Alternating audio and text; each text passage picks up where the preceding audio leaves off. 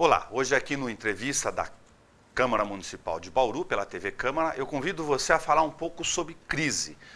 Não necessariamente a crise que envolve a questão do ambiente político, que eu sei que você está preocupado em casa, e é bom que esteja discutindo, mas da crise do ponto de vista de conduta ética a partir de nós, dos indivíduos. Vamos falar também sobre os nossos comportamentos e aproveitar isso para ver como no ambiente de trabalho, nas relações de vida, no dia a dia, nós estamos em ambientes coletivos e com aqueles que são próximos, lidando com as nossas condutas. Para falar sobre isso, está conosco uma especialista, Alexandra Fabri, que é consultora e palestrante em gestão de pessoas. Alexandra, você trocou uma informação comigo durante essa nossa experiência de falar sobre a questão de gestão de pessoas, que eu achei bastante apropriado e vou pedir para você começar pelo exemplo. Você estava num ambiente comum, cidadã, no dia a dia, consumindo num estabelecimento, e aí vem a questão de olhar o ambiente, olhar as condutas no dia a dia. O que aconteceu lá? Então, estávamos numa mesa entre amigos, né? E o garçom colocou uma rodada de chopp e fez que marcou e não marcou, né? E aí marcou 2, ao invés de marcar tudo, alguma coisa nesse sentido. Na próxima eu falei, ué, é chopp grátis? Aí uma das pessoas da mesa disse, acho que agora é chopp grátis até tal hora. A hora que o garçom veio novamente, eu perguntei, né, é chopp grátis, é rodada? Não, é minha cortesia. Daí eu falei, como assim? Minha cortesia? Ele não é o dono, né? Aí fiquei observando, na hora que ele foi colocar de novo a rodada, né? Eu falei, não precisa, por favor, a gente não quer. Não, eu faço questão. Aí, na quarta vez, a gente levantou, viu que era algo nesse sentido, e ele disfarçava, fazia isso em outras mesas, e nós ficamos assim, chama o gerente, e se tiver todos envolvidos, porque um outro garçom viu ele fazendo e não fez nada. E se eles tiverem, e se eles tiverem, inclusive, e a hora que leva o chopp lá, vai saber o que vai fazer com aquele chopp que vai trazer até a mesa. O que nós fizemos? Levantamos e fomos embora, consumir em outro lugar, né? E tentamos entrar em contato com o dono do estabelecimento. Então, assim, aí você percebe um local grande, quantas pessoas consumindo, o empresário não estava ali no momento e quanto custa aquela estrutura, tudo aquilo lá, isso para mim é roubo, né? Você fala...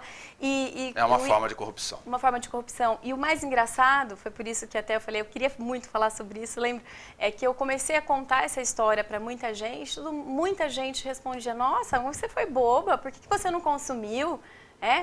É engraçado isso, aí eu reclamo do governo, com razão, tá? Mas e eu? O que eu estou fazendo? Numa pequena situação que eu posso fazer a coisa certa, eu não faço? Para mim isso é roubo, eu estou tirando algo que não é meu. Aí vamos aplicar isso à sua especialidade, a questão de gestão de pessoas, porque tem tudo a ver com o que a gente está discutindo na rua. A gente lotou todas as avenidas das grandes cidades, levou bandeiras, ficou de verde e amarelo no dia a dia. Do ponto de vista de gestão de pessoas, as empresas quando vão contratar, vamos inverter um pouco a lógica e depois ir recortando o meio, elas aferem, se preocupam com a verificação desse tipo de conduta? Olha, Nelson, isso varia de empresa para empresa, né? Como varia de ser humano para ser humano, varia muito de quem está de quem administra, de quem são os empresários, mas eu posso dizer que tem muitas empresas que se preocupam sim com essa questão. Que isso é uma questão que, inclusive, é um diferencial, é algo que é um pré-requisito para que o profissional entre ou não na empresa. A gente fala muito dos métodos de questão de entrevistas e de triagem do ponto de vista técnico, ensina como elaborar um bom currículo, tem na internet uma série de manuais. Esta é uma questão que envolve a capacidade do gestor, vamos falar de mercado de trabalho depois para falar das correlações desse tipo de comportamento e voltar nele em si, que envolve a capacidade do empresário de, poxa, como eu vou escolher o meu melhor colaborador, que seja técnico, mas que tenha ética. As empresas devem caminhar para onde nesse sentido? Tem alguns horizontes já para isso? Sim, na verdade, as metodologias que a gente utiliza na hora da contratação, dá para verificar. É lógico que tudo que você faz com o ser humano não é 100%, mas dá muitos indícios, você consegue captar muitas coisas no processo seletivo que dão indicações do caráter, da índole.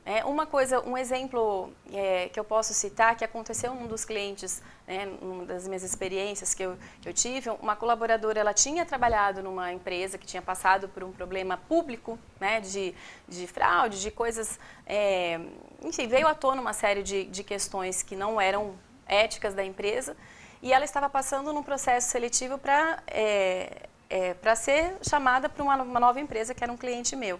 E o empresário tentou bombardeá-la para ver se ela falava mal da empresa, uma vez que era algo público.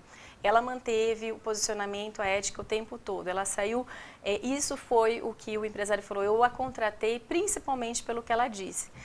Ele cansou de bombardear para ver se ela falaria mal da empresa, ela disse assim, olha, não importa o que aconteceu lá fora, eu não tenho o que dizer em relação à minha pessoa, em relação ao meu trabalho. Nunca a empresa faltou com ética comigo e no dia a dia. E a hora que ela saiu, o empresário disse, de todas as qualidades, eu quero ela pelo...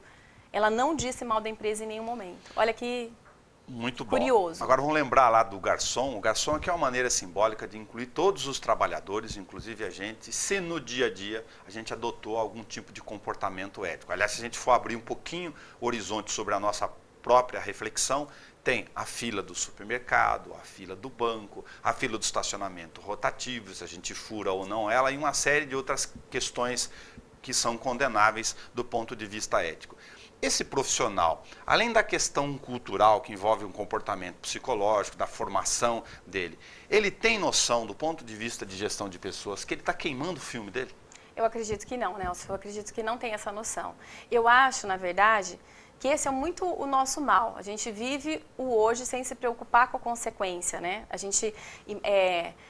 na verdade, planta jabuticaba e quer colher, sei lá, mexerica ou qualquer outra coisa. Então, eu acho que as pessoas não têm essa noção, essa visão de que até quando você não atende bem, você está fugindo mais dentro do contexto, eu não atendo bem porque eu não gosto dessa empresa, não era o que eu queria, só que ela está se esquecendo que ela não está queimando só a empresa, ela está queimando principalmente o rosto dela, o comportamento, ela enquanto profissional, o futuro dela.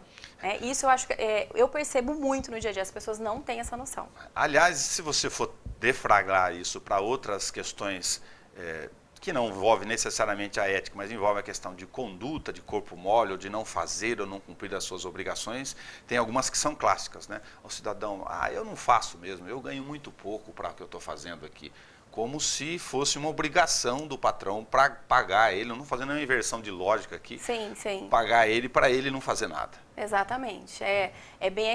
Tem muitos profissionais que pensam assim, não fui pago para isso, isso não faz parte da minha função.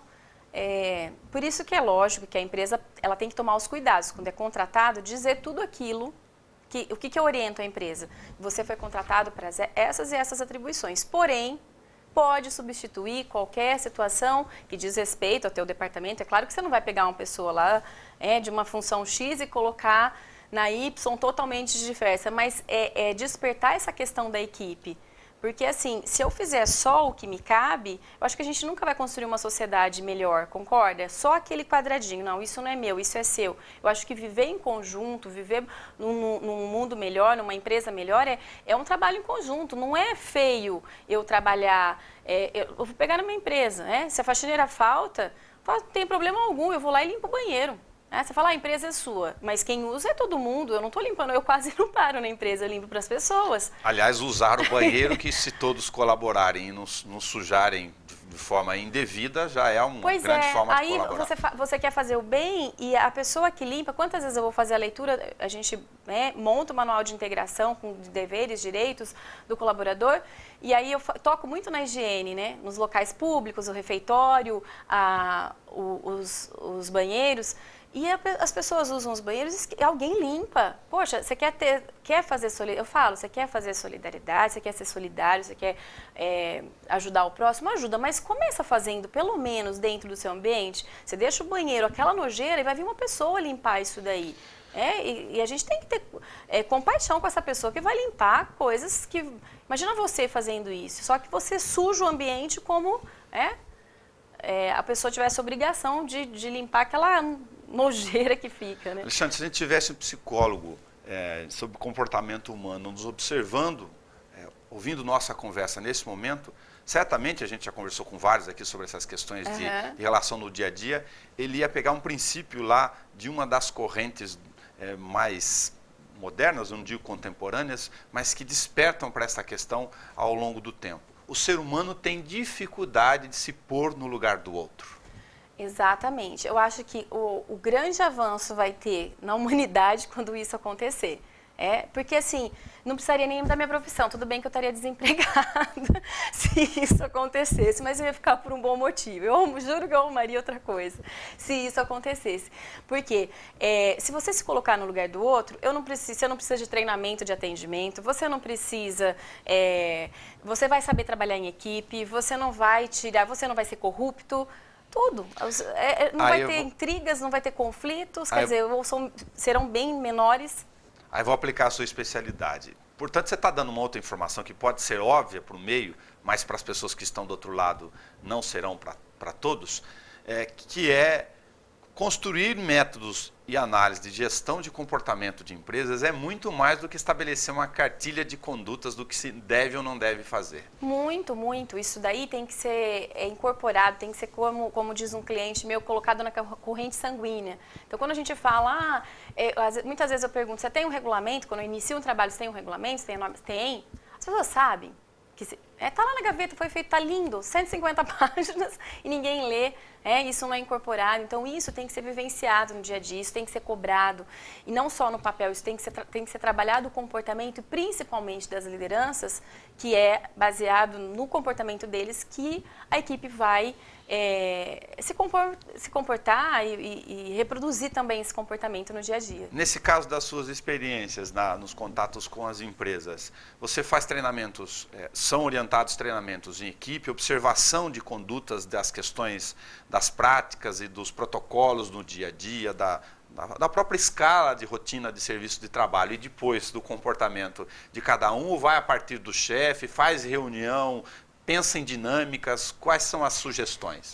Normalmente eu trabalho o comportamento das lideranças de uma forma bem contínua, semanal eu estou trabalhando o comportamento, cria-se esses regulamentos e quando eles existem, ele é revisado e comunicado para a equipe. Porque não adianta só eu trabalhar o comportamento das lideranças se de alguma forma eu não chegar até a equipe. Tudo bem que eles são um reflexo, tá? Mas eu tenho que incorporar de alguma forma, através de treinamentos, nem que for de uma forma esporádica, que cada empresa tem um tamanho, então tem a sua dinâmica, dá para você organizar, dá para ter o contato mais próximo com a equipe ou não. Mas em linhas gerais, o contato é mais próximo, a gente trabalha o comportamento da equipe e procedimentos, onde você cria regras, onde você trabalha a comunicação, e depois ir através de treinamentos com a equipe para que ela incorpore que seja um trabalho em conjunto, onde eu pegue todos os públicos da empresa, na verdade. É muito mais fácil apontar o defeito do outro, observar o erro alheio, do que olhar na frente do espelho? Muito mais.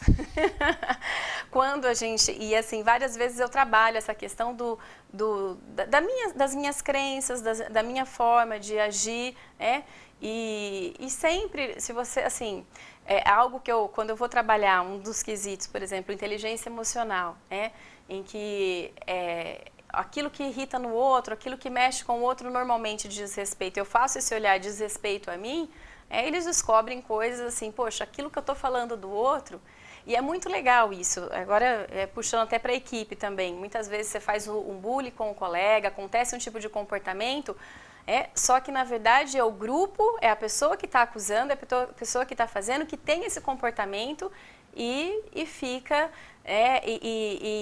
fica reproduzindo, apontando o outro no dia a dia. Eu vou aproveitar e fazer um parênteses e te surpreender em relação à questão do conteúdo aqui, já peço desculpas. Usando isso para a questão do bullying, aplicado, eu fiz um raciocínio outro dia que envolve um pouco do que a gente está falando, das brincadeirinhas dentro da empresa.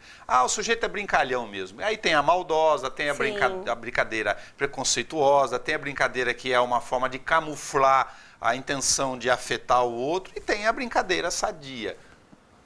Abole brincadeira, se eu fosse um empresário, te perguntar agora, no meu tem um monte de engraçadinho, o que eu faço na minha empresa? O que eu sempre falo é o seguinte, evite brincadeiras no ambiente de trabalho. O evite não é proibir, E até eu seria muito hipócrita, porque eu sou uma pessoa que eu chego na empresa, eu brinco com todo mundo, eu faço uma massa ali. Eu sou assim com os meus clientes, tudo. Então eu não posso dizer uma coisa que eu não pratico. Mas uma coisa é ser alegre, mas a outra é exatamente. fazer brincadeiras. Então, assim, brincadeiras, desde que elas sejam saudáveis, desde que você saiba o equilíbrio. O problema é que muitas vezes você fez uma brincadeira, eu fiz uma brincadeira com você. Você deu risada, beleza, achou, né? Outro dia, eu vou um pouquinho mais além com a brincadeira.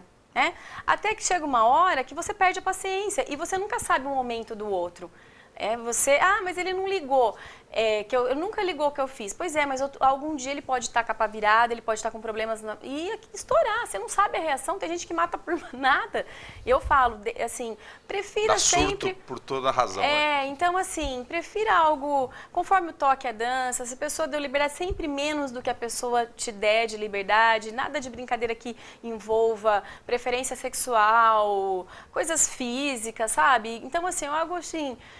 que sejam bem saudáveis, que a gente tenha esse bom senso na hora.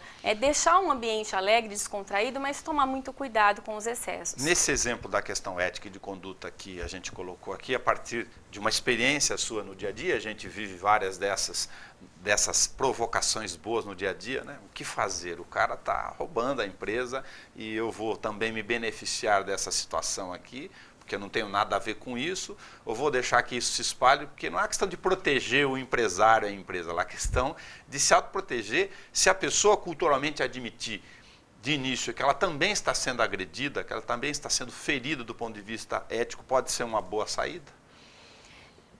O cidadão está fazendo algo errado, ele está fazendo errado, ele está, de certa forma, também me convidando a compartilhar, ser complacente com o erro dele. Eu concordo. Eu acho assim, se você... quem cala, consente. Eu sou da seguinte opinião, cala, consente. Então, a partir do momento que você entra em contato com algo que não é correto e você não diz nada, você está errando tanto quanto o outro. Vale aquele recadinho da mãe, que as mães dão, essa questão simbólica, vale para os pais também, de que logo o menino começa a dar frases. Você tem uma muito interessante que serve e certamente muitos dos que estão nos assistindo também receberam, felizmente. A minha mãe, a Terezinha, dizia assim, filha, não faça para o outro aquilo que você não gostaria que fizesse com você. Isso a gente tem muito forte, né? Eu e os meus irmãos... E a gente às vezes fala, né, tanto mãe isso, mãe aquilo, mas elas deixam as marcas tão positivas na gente, né? Então eu lembro disso e isso impregnou de tal forma que quando algo não me pertence, a questão do chopp, né? Aquilo parece que é a coisa mais errada do mundo. E eu acho que é errado mesmo, né? Sim. Mas porque isso impregnou, né? Não faça para o outro o que você não quer que faça. E não me venha com função de puritanismo, não, porque estraga o chopp. Se você tiver conduta moral em relação a essa questão do dia a dia, estraga o ambiente, aí o cara provoca muito mais do que só o ato isolado e irregular dele. Em escala, olha quantos ele afeta por causa de um comportamento inadequado. Acabou com a nossa... A gente estava tão feliz, tão alegre ali, aí depois eu fui num bar, num restaurante que eu sou bastante amiga da dona, e contei, né, não citei o nome do local, ela falou, e ela falou, meu Deus, quantas situações a gente pode estar passando enquanto empresário? Ela falou, que bom que tem gente como você, pelo menos tranquiliza um pouco. Eu falei, não sou a única, com certeza tem um monte, mas infelizmente tem um monte que se beneficia da conduta errada. Agora, vou ser mais chato. Numa situação dessa, eu falaria com o dono da empresa. Pois é, só que o dono da empresa não é de Bauru e eu ainda não... Estamos tentando entrar em contato, não consegui. Porque... Aliás, depois em off, se você quiser... Não é para resolver o problema desta empresa, resolver o problema daquele cidadão. Nós não falamos lá, olhamos eu sei que o dono não fica em Bauru e não estava. E ficamos com medo, na verdade, do gerente estar participando do... A gente está falando de relação ética de trabalho e gestão de pessoas, e eu avisei no começo que a gente está falando o tempo inteiro sobre a pequena corrupção, sobre a questão cultural que está dentro da gente. A gente vai, participa e manda um monte de coisinha no Facebook. É muito bom que participe e xinga o outro, porque tem mais dedos ou menos dedos, o outro tem mão grande ou tem mão pequena, mas não cuida das relações do dia a dia. Essa é a grande contribuição nossa aqui no Bate-Papo hoje. Sim, e queria até terminar com um exemplo que um senhor, um cliente meu disse, eu guardo também, assim como da Terezinha, eu guardo isso há muito tempo. No início do meu trabalho como gestora de pessoas, ele falou, Alexandra, você quer saber quando você deve fazer algo ou não? imagina se todo mundo fizesse. Aí ele deu um exemplo, mas você chega no shopping, tem um monte de estacionamento, né, para idoso, deficiente, aí você olha e fala, poxa, o shopping está vazio, o que custa eu colocar aqui? A polícia não vai me multar, já que está dentro do shopping, né? Aí ele disse assim, agora imagina se todo mundo fizesse isso. Não teria vagas, né, para os cadeirantes, para Ainda idosos. bem que a maioria não faz. Aliás, a gente fazer a inversão da questão da crise também não é nenhuma citação filosófica, é real. A maior parte das pessoas, felizmente, é de boa conduta. Pode até ter Sim. uma questão cultural embutida dentro e honesta, felizmente. São Graças a Deus. poucos os ladrões, senão estaria invertido. Tem bastante gente, é verdade, mas tem incomoda. muita gente boa. Sandra, muito obrigado por você ter vindo conversar com a gente aqui sobre a questão de gestão de pessoas e contribuir sobre essas relações do dia a dia, exatamente no momento em que a gente discute como os agentes públicos estão lidando com as coisas nossas do nosso país, mas sobretudo como a gente está reagindo do ponto de vista ético, aproveitando o ambiente para observar também como está o mundo ao nosso redor. Com certeza, eu que agradeço a oportunidade de estar aqui. Muito obrigado, eu vou terminar esse bate-papo lembrando aqui do lado, na nossa área, aqui na Câmara Municipal, as vagas de estacionamento rotativo que por alguns que eu chamei de infratores contumazes, estão sendo utilizadas essas vagas de forma privada, como se particular o fossem. Você está praticando corrupção e você que é agente e não está atuando, está praticando prevaricação. É essa a regra.